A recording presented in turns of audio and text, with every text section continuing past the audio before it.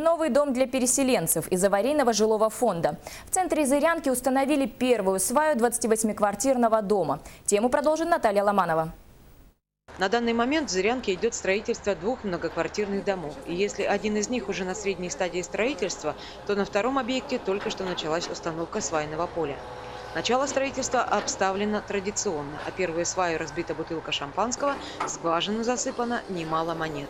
И это не только ритуал, но и надежда на приличное жилье для жителей еще 28 квартир в аварийных домах.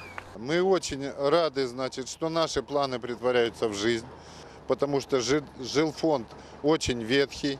У нас признаны дома аварийные, 67 домов, обозначены в Минстрое, и мы думаем, что республика, Минстрой, обратят на нас внимание, и мы будем вести дальнейшее строительство нашего жилого фонда. Это жилье предназначено для зырянцев, чьи квартиры признаны аварийными до 2012 года. Но площадей вряд ли хватит для всех нуждающихся. В 2015 году статус аварийных обрели еще 67 домов Зырянки.